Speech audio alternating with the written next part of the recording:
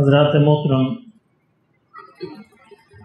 سورہ حجرات میں اللہ رب العزت نے اسلامی معاشرے کے بہت سارے احکامات اور آداب کو بیان فرمایا ہے۔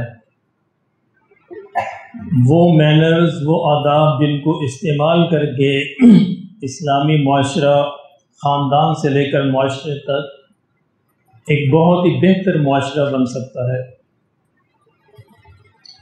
ہمارے ہاں بہت سی آداب، یعنی خاندان کے اندر بھی، سوسائٹی کے اندر بھی، محلے کے اندر بھی، باہر بھی، اندر بھی کچھ ایسی عادات پائی جاتی ہیں جو معاشرے کے امن میں خرابی لاتی ہیں، جس سے فساد پیدا ہوتا ہے، لیکن ہم نہ جانتے ہوئے بھی ان کو کرتے رہتے ہیں اور جانتے ہوئے بھی کرتے رہتے ہیں، کیونکہ ہماری عادت بنی ہوئی ہے۔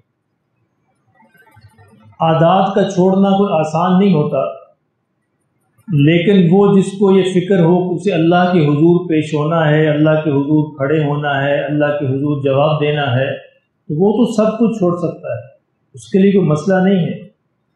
ایک دفعہ یہ احساس ہو جائے کہ مجھے کل قیامت کے دن اللہ کے حضور کھڑے ہو کے جواب دینا ہے، تو میں کس منہ سے جواب دوں گا، تو پھر عادتیں کیا بڑی بڑی چیزیں چھوٹ جاتی ہیں۔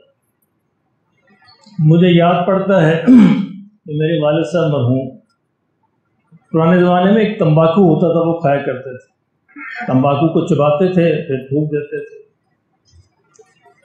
کم و بیش 60 برس تک یہ عادت رہی، 60 برس تک۔ اور جب 80 سال کے قریب عمر ہوگی، ایک دن بیٹھے بیٹھے خیال آیا مجھے تو اللہ کے حضور پیش ہونا ہے، کیا میں اس گندے منہ سے جواب دوں گا؟ میرے منہ سے تو بدبو آئے گی۔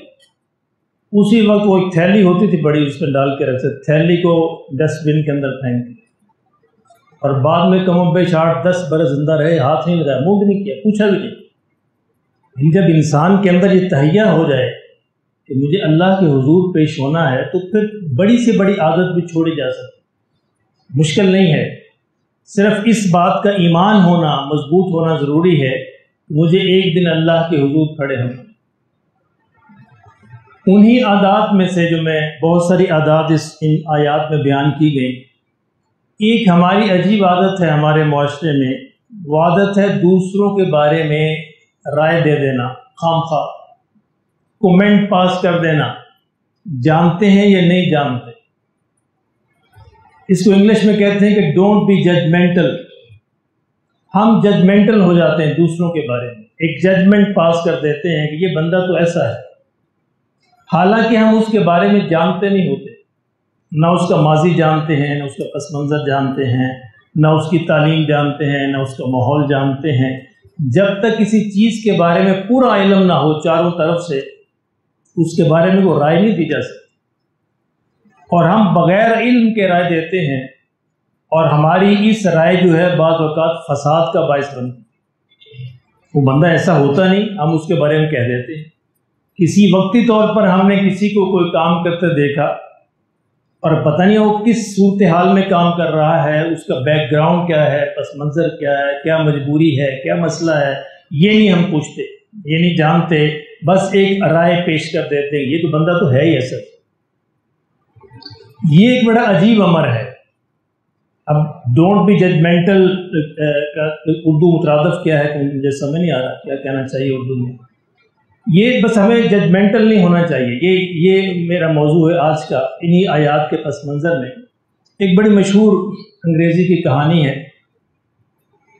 ایک باپ اپنے بچوں کے ساتھ گاڑی میں سفر کر رہا، وہ گاڑی میں بیٹھے ہیں، اب بچے جو ہیں اچھل کود کر رہے ہیں، کوئی ادھر جا رہا ہے، کوئی ادھر بھاگا جا رہا ہے، کوئی بیٹھا ہے، کوئی شرارتیں کر رہا ہے، کوئی کھڑا ہے، کوئی لٹکا ہوا ہے۔ اب دوسرے مسافر بڑے تنگ ہیں ان سے کہ یہ کیا ہے، اور باپ بالکل خاموش بیٹھا، بالکل گم سم بیٹھا ہے، ان کو روکتا نہیں ہے۔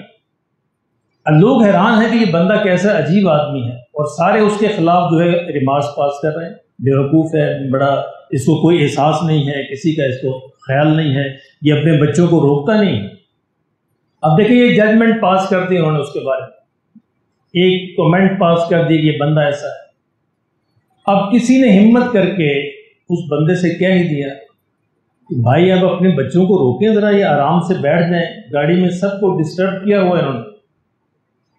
وہ کہنے لگا جی بھائی اصل میں بات یہ ہے کہ ابھی ابھی یہ بچے اور میں، یعنی بچوں کی ماں کو دفن کر کے آ رہے ہیں۔ اصل میں بچے بالکل بے حواس ہو گئے ہیں، تو سمجھ نہیں آ رہی کہ ہم کریں کیا، یعنی وہ منظر جو انہوں نے دیکھا ہے اپنی ماں کو دفن کرنے کا، ان کو سمجھ نہیں آ رہی کہ ہم کریں کیا۔ اس بے سمجھی کے اندر کوئی اچھل کود رہا ہے، کوئی ناچ رہا ہے، کوئی گر رہا ہے، کوئی بھاگ رہا ہے، کوئی دوڑ رہا ہے، کوئی لڑ رہا ہے۔ اب میں بھی اسی غم کے اندر بیٹھا، مجھے بھی سمجھ نہیں آ رہی میں کیا۔ اب جب اس نے یہ بات بتائی، پوری گاڑی کا ماحول ہی بدل گیا۔ اب جہاں پہلے لوگ اس سے خلاف تھے، اب لوگوں کے اندر اس کے لیے ہمدردی پیدا ہو، ایک اس کے لیے شفقت پیدا ہو گئی کہ یہ بیچارہ تو بڑا مجبور ہے۔ اب یہ کیا تھی؟ پہلے جو ججمنٹ پاس کی تھی ہم نے، وہ کی جہالت کا نتیجہ تھی، لا علمی کا نتیجہ تھی۔ تو ہمارے ہاں بھی اکثر ایسے ہی ہوتا ہے کہ ہم لا علمی میں، جہالت میں بہت سی باتیں ایسی لوگوں کے خلاف کر دیتے ہیں کہ جو اصل میں نہیں ہونی چاہیے۔ اگر ہمیں پورا علم ہوتا اس بندے کے بارے میں، اس کے کام کے بارے میں، یا اس سے کسی عمل کے بارے میں جو وقتی طور پر کرتے ہوئے ہم نے دیکھا اور ہم ناراض ہوئے، تو شاید ہم یہ ججمنٹ پاس نہ کرتے۔ پرانے زمانے میں مشہور ہے کہ ایک صوفی کسی دریا کے کنارے بیٹھے ہوئے تھے، رمضان کا مہینہ تھا، شام کا وقت تھا، مغرب کا وقت ہوا جا رہا تھا۔ انہوں نے دیکھا کہ دور جو سورج بالکل ڈوبنے والا ہے، تھوڑا سا اندھیرا بھی چھا رہا ہے۔ دیکھا کہ دور جو ہے دریا کے کنارے ایک مرد اور عورت بیٹھے، اور مرد کے پاس ایک بوتل رکھی ہوئی ہے، اور وہ کیا کرتا ہے کہ تھوڑی دیر بعد بوتل میں سے تھوڑا پانی ڈالتا ہے اس میں گلاس میں، اور ایک عورت جو ہے اس کی ٹانگ پہ ران پہ سر رکھ کے لیٹی ہوئی ہے، وہ اس کو پلاتا ہے۔ اب اس کے دل میں خیال آیا کہ یہ رمضان کا مہینہ ہے، کیسے یہ تو عیش کر رہے ہیں یہاں پہ بیٹھے، اور عین روزے کے حالت میں، روزے کے دوران یہ کر رہے ہیں، تو یہ تو لگتا ہے معاملہ کوئی گڑبڑ ہے۔ خیر اب اس کے دل میں یہ خیال آیا اور ججمنٹ پاس کر دی اس کے لیے۔ اسی لیے قرآن نے کہا نا ان بعض الظن اسم، کہ لوگوں اس طرح کی بدگمانی گناہ ہوتی۔ جو آیت میں نے پڑھی، اللہ نے گناہ کہا اس کو، یعنی بغیر کسی تحقیق کے آپ نے کسی خلاف ایک رائے دے دی۔ ان بعض الظن اسم، بعض اس طرح کے گناہ جو گمان ہوتے ہیں یہ گناہ ہوتے ہیں۔ اب خیر جب وہ وقت ہو گیا، روزہ افطار ہو گیا، اب ان کا سفر بھی اس طرف کو تھا۔ جب انہوں نے سفر کیا، آگے جا کے اس جوڑے سے ملاقات ہوئی۔ اب یہ دیکھ کر پریشان ہوئے اور شرمندہ ہوئے۔ دیکھا کہ ایک بوڑھی اماں ہے اور یہ جوان لڑکا ہے۔ اس نے کہا جی میری والدہ ہے، بیمار ہے، چل سکتی نہیں تھی، دوا کا ٹائم ہو گیا تھا، تو میں نے اس کو لٹایا، دوا پلا۔ اب انہوں نے اللہ سے توبہ کی کہ یا اللہ میں اپنے دل کے اندر کیا سوچ رہا۔ تو یہ وہ شرمندگی ہے کہ جو انسان کو کل قیامت کو بھی اٹھانی پڑ سکتی ہے۔ اب یہ مسئلہ ہے، یعنی اگر تو ہم نے تحقیق کر کے توبہ کر لی، اپنی رائے سے رجوع کر لیا، پھر تو چلو معاملہ صاف ہو گیا۔ لیکن ہم نے رائے دے دی، توبہ نہیں کی، اور معاملہ اس کے بالکل برعکس تھا، تو پھر قیامت کے دن شرمندگی اٹھانی پڑے۔ اور قیامت کی شرمندگی جو ہے وہ دنیا کے اندر ہم اس کا حساب نہیں لگا سکتے کہ وہ کیا شرمندگی ہو۔ کہتے ہیں کہ انسان اس شرمندگی سے بچنے کے لیے کہے گا یا اللہ جہنم کے اندر پھینک دے، یہ شرمندگی نہ مجھے اٹھانی پڑے پوری مخلوق کے ساتھ۔ یعنی وہ اتنا بڑا عذاب ہوگا، اتنا بڑا بوجھ ہوگا، پوری مخلوق کے سامنے جب اعلان کیا جائے گا کہ فلاں بندہ ایسا ہے، اس شرمندگی سے بچنے کے لیے انسان یہ خواہش کرے گا کاش میں جہنم میں پھینک دے۔ اللہ ہمارے حال پر رحم فرمائے۔ ایک صحابی ہیں خبیب بن عدی رضی اللہ تعالیٰ، ذرا ان کا واقعہ سنیے، اسی پس منظر میں پھر میں آپ کو بتاؤں گا کیسے ججمنٹ کیا ہوتی۔ یہ خبیب بن عدی انصاری صحابی ہیں، مدینہ کے رہنے والے تھے، اور ہجرت سے پہلے ہی اسلام قبول کر لیا تھا۔ 4 ہجری میں، یعنی ہجرت سے 4 برس بعد، نبی صلی اللہ علیہ وسلم کے پاس کچھ لوگ آئے، کچھ قبیلوں کے، بعض دیہات کے، اور انہیں کہا جی آپ ہمارے ساتھ کچھ لوگوں کو بھیج دیں جو ہمیں قرآن سکھائیں، تبلیغ کریں اور ہمیں بتایا کریں۔ نبی صلی اللہ علیہ وسلم نے ان کے ساتھ 10 صحابہ کو بھیجی۔ اب 10 صحابہ میں حضرت خبیب بن عدی بھی شامل تھے۔ اب یہ وہ لوگ جو آئے تھے وہ دھوکے سے آئے تھے، اب ایک جگہ پر لے جا کر انہوں نے اپنے 100 آدمی چھپائے ہوئے تھے. اب وہ 100 کے 100 آدمی تیر انداز، اور یہ بیچارے نہتر، ان کے پاس تو کچھ نہیں تھا. یہ تو تبلیغ کے لیے گئے تھے، علم کے لیے گئے تھے، یہ تو ہتھیار لے کے نہیں گئے تھے. اب ان 100 آدمیوں میں ان پر حملہ کر، اور وہ ایک منصوبے کے تحت آئے تھے کہ مسلمانوں کو ختم کرنا ہے. اب یہ مسلمان ایک پہاڑ پر چڑھ گئے اور جتنا ان سے ہو سکتا تھا انہوں نے مقابلہ کیا، پتھر مارے، جو بھی ان سے ہو سکتا تھا، حتیٰ کہ کرتے کرتے کرتے 7 آدمی ان میں شہید ہو گئے. ظاہر نہتے آدمی، وہ 100 آدمی تلواروں سے مسلح، ان میں 3 آدمی بچ گئے. اب وہ کفار کہنے لگے اگر تم پہاڑ سے نیچے آ جاؤ تو ہم تمہیں امان دیتے ہیں، ہم تمہیں قتل نہیں کریں گے، نیچے آ جاؤ. ان میں سے ایک کہنے لگے صحابی بھی مجھے تو اعتبار نہیں ہے تمہاری بات، اور وہ بھی لڑتے لڑتے شہید ہو گئے. 2 ساتھی خبیب بن عدی ایک دوسرے ساتھی تھے، انہوں نے ان کی بات کا اعتبار کیا اور نیچے آ گئے.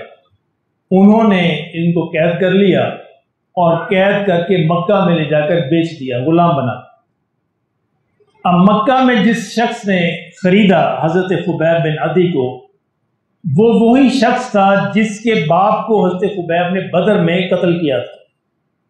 بدر میں جس کے باپ کو قتل کیا تھا، اس کے بیٹے نے خرید لیا حضرت خبیب کو کہ میں اپنے باپ کے بدلے میں ان کو قتل کروں گا. اب لے جا کے اپنے گھر قید کر لیا. عربوں میں رواج تھا کہ 4 مہینے جو تھے وہ ان کو اشہر حرم کہتے تھے، حرمت والے مہینے، ان کے اندر وہ کسی کو قتل نہیں کرتے تھے. اب اتفاق سے یہ حرمت والے مہینے تھے، اس نے سوچا کہ اب یہ مہینے گزر جائیں تو پھر میں قتل کروں گا. وہ 3-4 مہینے جو تھے گھر کے اندر قید رکھا، اور جب یہ مہینے گزر گئے ایک دن مقرر ہوا کہ آؤ تماشا دیکھو، آج ہم خبیب کو قتل کریں گے. مدینے سے باہر ایک جگہ تنعیم ہے، مکہ سے باہر ایک جگہ تنعیم ہے، وہاں پر انہوں نے پھانسی گھاٹ قائم کیا، سولی لٹکائی کہ وہاں پہ حضرت خبیب کو سولی پر چڑھائیں. پورا مکہ اکٹھا ہو گیا، اور نوجوان بھی، بچے بوڑھے سارے وہاں پہ اکٹھے ہوئے تماشا دیکھنے کے لیے. اللہ اکبر. سیدنا خبیب رضی اللہ عنہ کو لایا، اب اس سولی پہ کھڑا کیا گیا، اور سولی ایسا نہیں تھا کہ یکدم پھانسی دے دی، نہیں، اب لوگ کوئی نیزہ لے کے آتا، کوئی پتھر لے کے آتا، کوئی تلوار لے کے آتا، اور ان کے جسم کا حصہ کاٹتے، اور کاٹ کے کہتے اے خبیب کیا تمہیں یہ پسند ہے کہ ہم تمہیں آزاد کر دیں اور تمہارے بدلے میں محمد صلی اللہ علیہ وسلم کو تکلیف پہنچے. اللہ اکبر. خبیب نے کہا اللہ کی قسم میں تو اپنی جان کے بدلے یہ بھی پسند نہیں کرتا کہ میرے آقا کے پاؤں میں ایک کانٹا بھی چبھ جائے. میری جان کی بات کرتے ہو، ایسی ہزاروں جانیں میرے آقا پہ قربان، میں تو یہ بھی پسند نہیں کروں گا کہ ان کے پاؤں میں ایک کانٹا چبھ جائے. لوگ بڑے حیران ہوئے کہ کیا عشق ہے، کیا محبت ہے، آج تک ہم نے دیکھی نہیں. خیر اسی طرح کرتے کرتے کرتے حضرت خبیب کو شہید کر دیا، جسم کے اعضاء کاٹے گئے، اور آخر میں ان کو ان کے گلے میں پھانسی دے کے ان کو لٹکا دیا. اللہ کی شان ہے. اب ان کی لاش جو ہے لٹکی ہوئی ہے. اب رات کو عام طور پر لاش کو اتار لیتے تھے، رات کو جب کفار لاش کو اتارنے آئے تو وہاں پہ لاش موجود ہی نہیں. اب اللہ کی رحمت نے پتہ ہے گوارا، آج تک تاریخ میں یہ معلوم نہیں اس وقت کہاں گئی، زمین کے اندر چلی گئی، آسمان پہ چلی گئی، اللہ جانتا. بہرحال اب یہ جو مجمع اکٹھا تھا، اس کے اندر ایک صاحب تھے سعید بن عامر، یہ بعد میں ایمان لائے، صحابی بنے. سعید بن عامر بھی یہ تماشا دیکھنے والوں میں شامل تھے. سیدنا عمر رضی اللہ تعالیٰ عنہ کے دور میں حضرت سعید نے ان کو کچھ نصیحتیں کی حضرت عمر کو کہ عمر خدا کا خوف کیا کرو، یہ کیا کرو، فلاں کیا کرو. حضرت عمر نے ان کی نصیحتوں کو سنا بڑے غور سے، اور اس کے بعد کہنے لگے کہ سعید میری ایک بات تو بتاؤ، یہ جو ساری باتیں تم نے مجھے کی ہیں، آخر میرے کوئی دوست احباب بھی ہونا چاہیے میری مدد کریں اس کام کے اندر. اتنی بڑی ذمہ داری تم لوگوں نے مجھ پر ڈال دی ہے تو تم میری مدد بھی تو کرو نا اس میں. تو کہا جی میں کیا مدد کروں؟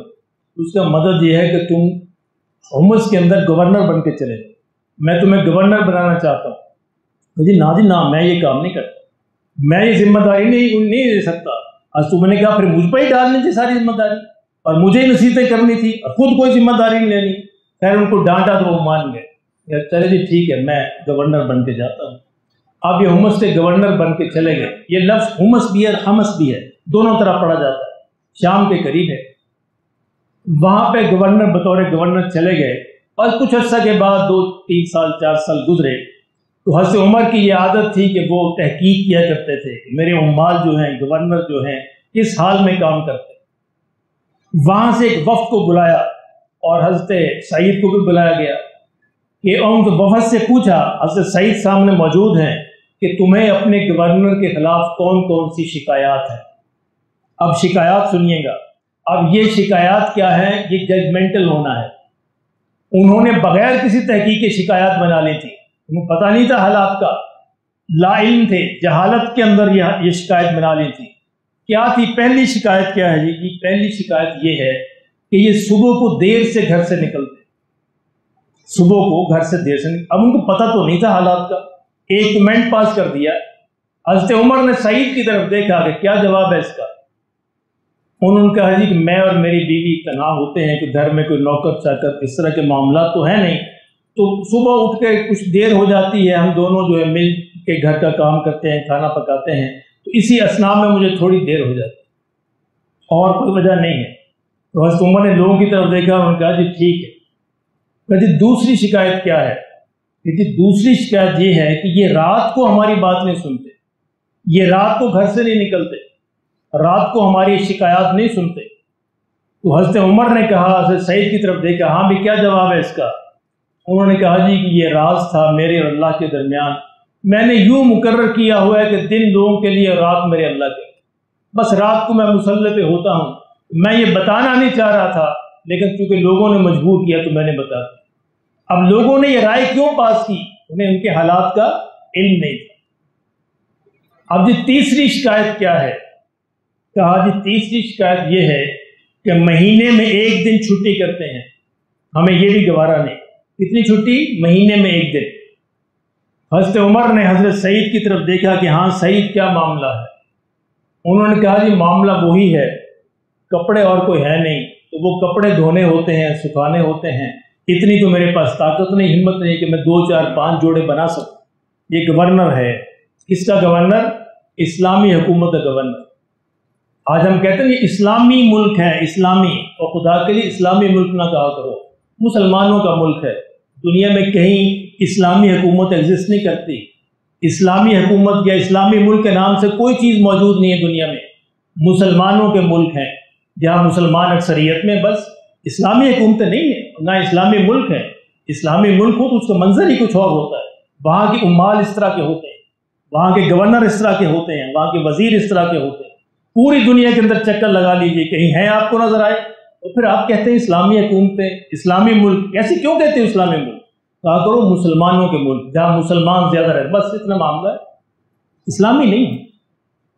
تو ان کا جی ایک دن چھٹی کرنی پڑتی ہے کپڑے دھونے کے لیے، جو کپڑے خشک ہوتے ہیں، دیر ہو جاتی ہے تو وہ دن میں چھٹی کر لیتا ہوں۔ اچھا جی چوتھی شکایت تمہاری کیا ہے؟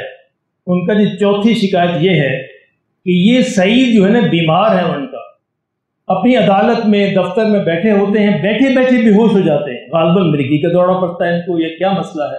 اب دیکھیں یہ بھی لا علمی تھی، ایک ججمنٹ پاس کر دی انہوں نے۔ اللہ اکبر۔ حضرت عمر نے حضرت سعید کی طرف دیکھا، حضرت سعید نے کہا جی میں پھر بتانا نہیں چاہ رہا تھا، اصل میں کہتے ہوا ایسے کہ جب حضرت خبیب کو شہید کیا گیا تو میں اس مجمع کے اندر شامل تھا، میں وہ تماشا دیکھنے والوں میں شامل تھا، اتنا خوفناک اور دردناک منظر تھا کہ مجھے ڈر لگتا ہے کہیں میرا مولا قیامت کے دن مجھے پوچھ نہ لے کہ تو کیوں تماشا دیکھنے گیا، تو اس مجمع کے اندر کیوں شامل تھا؟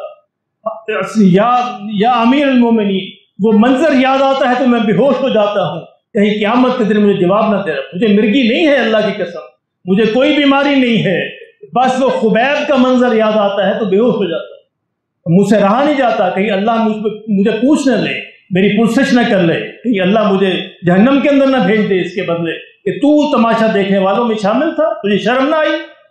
اللہ اکبر۔ حضرت عمر کی آنکھوں میں آنسو آ گئے، کہا کہ مولا تیرا شکر ہے کہ میرے عمال میرے گورنر صحیح ہیں اور میری رائے بھی صحیح ہے ان کے بارے میں، تو نے میری رائے کو صحیح رکھا اور میری ججمنٹ کو صحیح رکھا، یا اللہ تیرا شکر ہے۔ تو یہ ہوتا ہے دوسروں کے بارے میں ججمنٹ پاس کرنا۔ جب انسان کسی کے بارے میں جانتا نہیں ہوتا تو پھر اس طرح کی رائے دے دیتے، یعنی کتنی بڑی شخصیت ہے سعید ابن عامر رضی اللہ کا، صحابی رسول ہیں صلی اللہ علیہ وسلم، حضرت عمر کے گورنر ہیں ان کے علاقے کے۔ اور حال یہ تھا کہ حضرت عمر نے ایک دفعہ پھر ایک زمانے میں ہومس کے لوگوں سے کہا اپنے علاقے کی لسٹ بنا کے بھیجو غریبوں کی، تاکہ میں ان کے بارے میں وظیفہ مقرر کر دوں۔ اور جب وہ لسٹ حضرت عمر کے پاس پہنچی تو پہلا جو نام لکھا ہوتا وہ تو سعید ابن عامر۔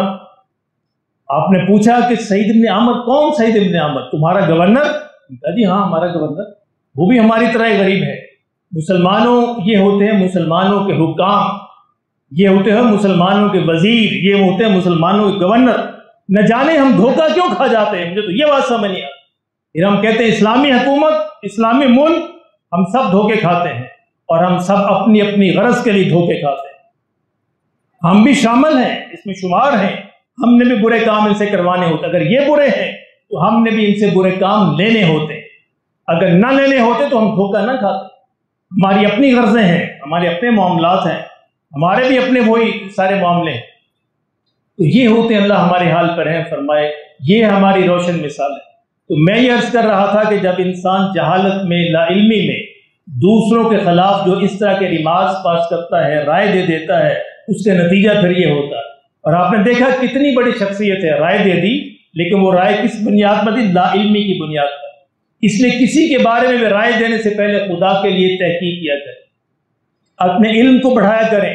ہو سکتا ہے کہ آپ کی رائے غلط ہو، جہالت پہ مبنی ہو، لا علمی پہ مبنی ہو، اور ہو سکتا ہے کل قیامت کے دن آپ کو جواب دینا پڑ جائے۔ اور پھر اسی آیت کے تحت پھر اللہ کہے میں نے تمہیں کہہ دیا تھا ان بعض الظن اسم، کہ اس طرح کے بدگمانیاں، اس طرح کے خیال جو گناہ ہوتے ہیں، آج بھگتو اس گناہ۔ اور جب بھگتنا پڑے تو بھگتنا کیا ہوتا ہے؟ بھگتنے کا نام کیا ہے؟ جہنم۔ اللہ ہمارے حال پر ہیں فرمائے، مجھے بھی محفوظ فرمائے، آپ کو بھی سنت ادا فرمائے۔